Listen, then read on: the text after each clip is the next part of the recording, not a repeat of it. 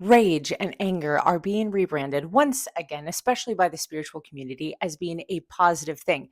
And although this is understandable, this is not a good mindset to foster and adopt. I am Reverend Meg. I'm an international spiritual counselor, licensed psychic medium and healer, and an active spiritualist minister. And let's talk about rage. I am not rage shaming, but to tell people to use a very negative emotion as fuel to create positive change energetically is just about as smart as wiping before you poop. It don't make no sense, honey. Energy does not work like math. Two negatives do not equal a positive. First of all, let's ditch some harmful paradigms about emotions in general that have been brought up by the spiritual community. There are no bad or good emotions. There are negative emotions which take away from our energy. There are positive emotions which add into our energy, and there are neutral emotions which are the byproduct of love that balance our energy. None of this is good or bad, better or worse, objectively positive, negative, balancing. Now, our anger can point us to where our passion is, and our passion points us to our purpose. Passion is a balancing emotion that is a byproduct of love. Here's the thing is that too many people equate anger and passion. And plus, anger, according to spirit, is a completely different thing than rage. Rage is a symptom of damage to the divine feminine, very specifically the creation aspect of the divine feminine. So when any person, regardless of gender, feels as if they cannot create, so create an art project, create a new future for themselves, create a better society, and they feel as if that is oppressed and restricted, there's going to be rage. My guides put rage in the apathy category of the 7 deadly emotions.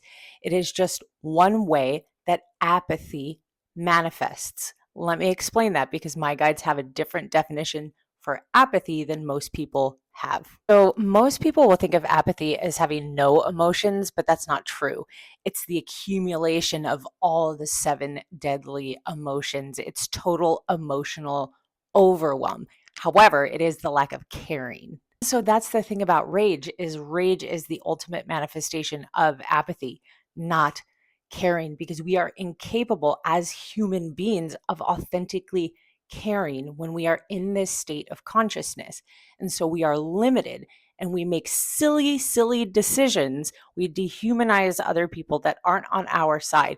We take mental shortcuts instead of creating sustainable solutions. Acting out of rage does not work very well for us. And in fact, this is one of the reasons why humanity in society, we have a tendency to take 10 steps forward and 9 steps back. And for you, rage is toxic. For all of us, rage is toxic. It is so negative and it pulls us so far away from our higher consciousness and spirit that we begin to act like authentic tribal apes. Actually, worse. Once again, not rage shaming. I've experienced rage. That's a normal human emotion.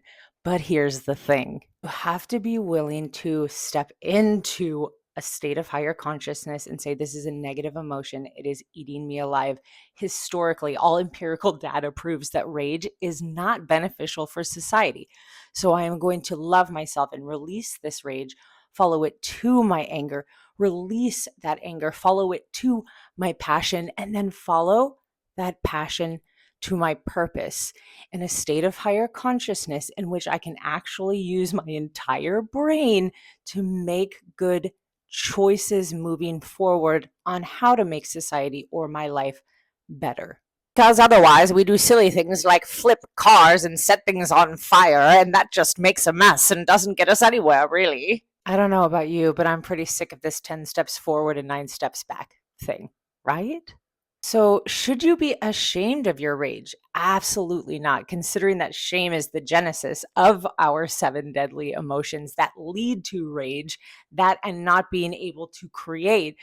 That would also be a snake eating itself. So let yourself off the hook. Don't shame yourself or other people for feeling rage. However, it's going to be in your benefit and the benefit of all of society as a whole to say, oh, this is a normal emotion. It's not good. It's not bad, but it is negative, and it drains not only our energy, but our ability to be intelligent. This new surge, rebranding rage and anger as a really positive thing, is just a really great example about how our individual egos and our collective ego can wrap up things that aren't very good for us in pretty little marketing packages and convince us as individuals or as a group to behave like monsters justifiably. Don't choose the dark side. I understand it looks pretty sometimes, but the light side is so much prettier. So don't shame yourself for having rage or having anger. These are normal human emotions. They are messengers like any other emotions. But also don't justify using rage and anger moving forward. There is a reason why every prophet across time and space has brought that message to us to not act in rage and in anger, but to act in love and compassion. Because the rage anger thing, 10 steps forward, 9 steps back. And as always, I have a bunch of free workshops and a bunch of free guided meditations on my site to help you work through your emotions and your stories and your limiting beliefs so that you can heal on a core level what is causing anger and rage in you, so you can actually make sustainable positive impacts and change in your own individual life, but also in the lives of the collective. Have a good day.